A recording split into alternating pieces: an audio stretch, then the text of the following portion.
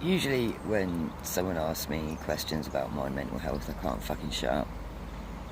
But for some reason, doing it this way is really hard for me. So I didn't really know what to talk about on account of there being so much. And then I was sitting here smoking, getting paranoid that someone was gonna come over and start on me because I'm sitting here filming myself like an arsehole.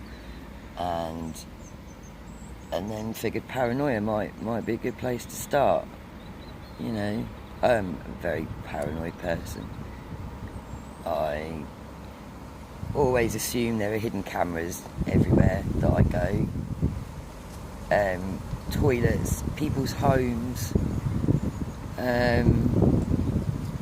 anywhere there's probably no likelihood of there ever being a video camera, really. That's probably one of the reasons I'm struggling with this a little bit, to be fair. But like, paranoia bothers me a lot because there's been many times I've been accused of suffering from delusions, only to find out later on down the line that I was actually right. So, you know, is it really paranoia if you're right? I'm always right. My life.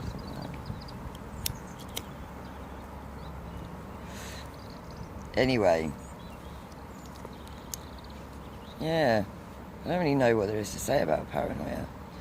I know that when it gets really bad, like to the delusional point, it's fucking horrible. I generally don't have many close friends. I have like a couple, maybe 3 or 4 that I trust to a certain extent and that I consider to be close friends. I know that I can be myself around them. They don't really expect anything else. They put up with my shit. They do stuff for me. They're good people, you know, and I know, because they've countlessly proven the fact, that they do pretty much anything for me should I need them. So yeah, but generally I have a lot of problems with friendships, relationships of any description. I will meet someone new that I like.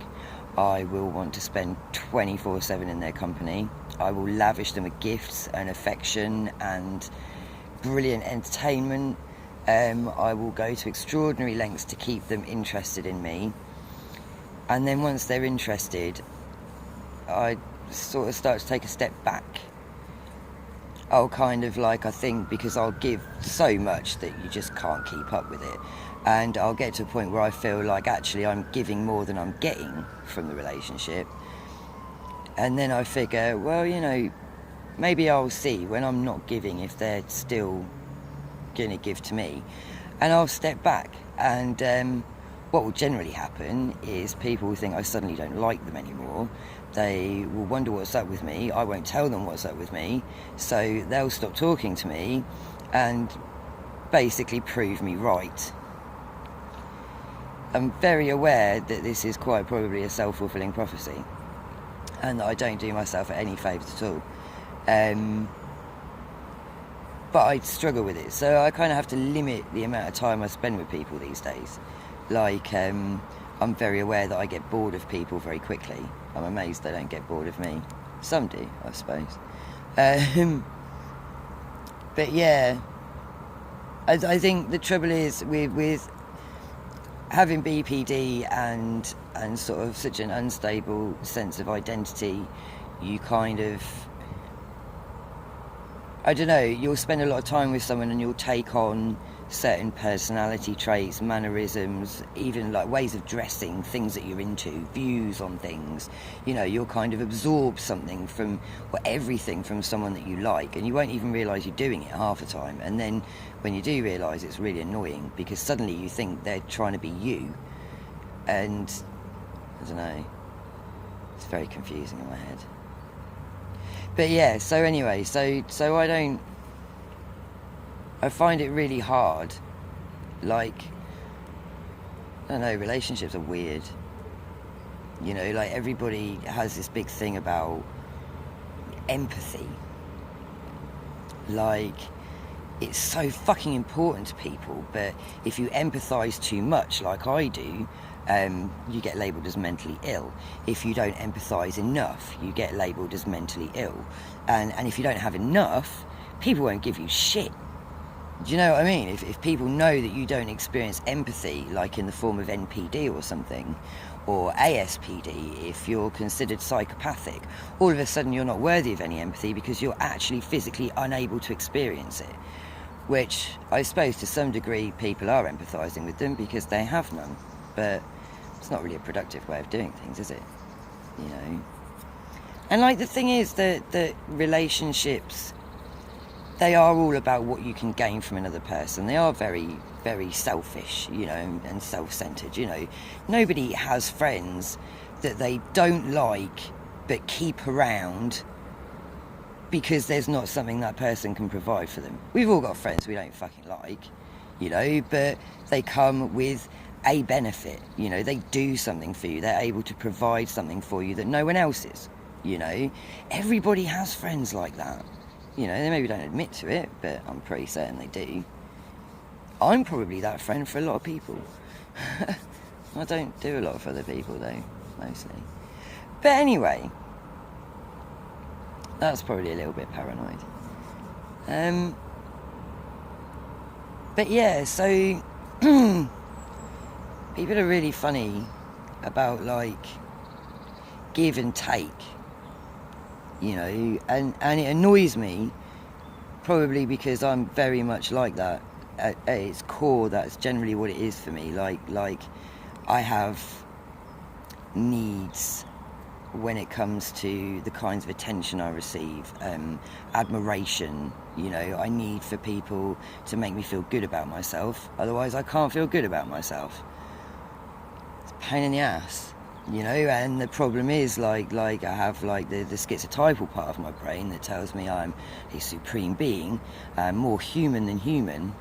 Like I kind of like that, you know, but then the narcissistic qualities suggest that I'm in need of admiration for that, and deserving of admiration. If I don't get it, I'd start to question everything. And then the borderline part of my brain kicks in, and all of a sudden I hate myself, and I'm a worthless piece of shit and a fraud, and everybody hates me. It's kind of fun. So you can see where the paranoia comes from, really. You know? I don't know. I always feel like people are out to get something from me. You know, like, I was a tattooist for 15 years and I fucking loved it. And then it just got to the point where it felt like that was all anyone ever wanted from me. Like, they put up with all my shit just because they thought there might be a free tattoo in it for them. You know, I know my real friends, they're the ones that kept paying. But, you know, like, so I quit. I was like, no, do you know, like, this isn't, like, I built this entire personality around my career, you know, and everybody fucking loved her. I love her, she's fucking brilliant. But she's like what they call an alter. She's or a facet, I think. She's not exactly me, but at the same time she is. She's another version of me. She has a lot of narcissistic and rather antisocial traits, I think. Mostly narcissistic. Everybody fucking loves her, though. You don't know what a cunt she is. Foolish people. I don't even know where I was going with that. That does come around to the paranoia, though. Like, in times of extreme stress, I will dissociate so hard that she will take over, and I'll snap out of it hours, maybe a couple of days later, and either my memory of the last 2 days will be completely different from everyone else's that was around, or I will just completely black out. I have no recollection, complete amnesia. People will tell me exactly what's happened, no fucking clue. You know, sometimes I get little snippets back. Most of the time, nothing, you know.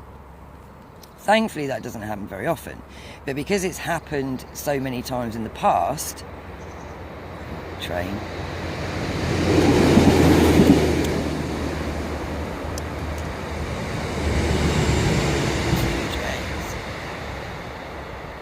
we don't. Because it's happened so many times in the past, I quite often question my sanity and whether or not I can trust other people's perspectives. You know, what's real to me is the way that I perceive the world. You know, hallucinations, both auditory and visual, they're real to me, and I don't believe that I'm seeing things that aren't there. I believe I'm seeing things that other people aren't seeing. You know, that's pretty cool if you ask me. It's fucking terrifying sometimes, but you know, I in hindsight I quite enjoy it. You know, it's interesting. You know, so yeah, and the paranoia comes into that a lot. It's sort of, you start to wonder if your loved ones are actually lying to you because they're trying to manipulate you into getting dosed up on medication and performing like a well-functioning member of society for a change.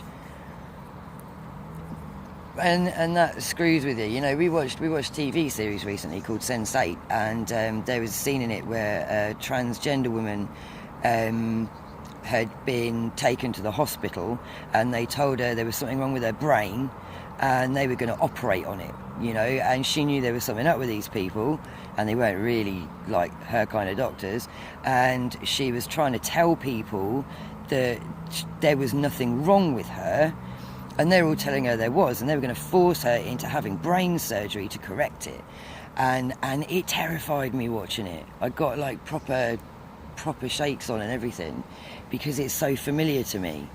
Like, there's been so many times where I've been so caught up in a paranoid delusion that I honestly think that people are trying to manipulate me in ways that are beneficial to themselves and extremely detrimental to me. It means I can't trust anyone. And when I've got literally everyone around me telling me that I'm being paranoid and I'm acting crazy and I need to see the doctor, it doesn't fucking help. Then I start to question my own mind. And who the fuck can you trust when you can't trust anybody? You know, so yeah. But I tend to go on what I can see, what I can feel. That's real to me. You know, whether it's real to anybody else or not, it's real to me. And trying to tell myself that it's not kicks off all the BPD shit. You can't invalidate your own feelings. If you're not going to validate your own feelings, who the fuck is? Nobody. That's how I ended up with a personality disorder. Anyway, so yeah, I don't know what the point of talking about paranoia was, to be perfectly honest. I have no idea how you fucking fix it. You know, I've been paranoid since I was about 6 years old, so it's fairly ingrained. You know, it's not quite as bad as it used to be. I practice mindfulness when I feel it coming on. If my mind's racing a little bit too much and I'm starting to think that my boyfriend's been having an affair online for the last 3 years. We've only been together for one. He was having an online affair with me for 3 years. Anyway, yeah, that was completely off topic. Completely forgot what I was saying. Anyway, mindfulness. Mindfulness is a very useful technique to have under your belt. You know, you're supposed to like peel an orange and concentrate on how the orange feels and smells and tastes and all that shit, and take like an hour to eat an orange. You know, I don't have time for that shit. I don't really eat fruit. I like it, just don't eat it. Anyway, so like I will sit and I will name everything around me out loud. Like, you know, there's some rocks over there, there's a twig, there's a can of caffeine there. I might have a drink. I get distracted easy, so it's a good exercise to have. So yeah, so I name everything around me and I keep doing it until I'm back in the present. You know, and then the paranoia kind of like dissipates a little bit and calms down to a dull roar instead of a tsunami of stress. So yeah.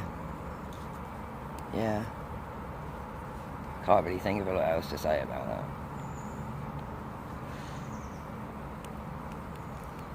I don't know that I am all that paranoid. Like, maybe my boyfriend's parents don't have webcams in the bathroom, But, you know, the instinctual stuff, I'm good with that. You know, I know when someone's lying. I'm pretty good at that. Don't always let on, but I fucking know. Yeah. My poor kid. Although, to be fair, he doesn't really feel the need to lie. That was a bloody big fish. Yeah, my kid doesn't need to lie. He probably does, but not in any way that matters. Yeah, he's a weird one. He's cool though. He's cool. We did good. Considering his parentage. He's doing well. Good lad.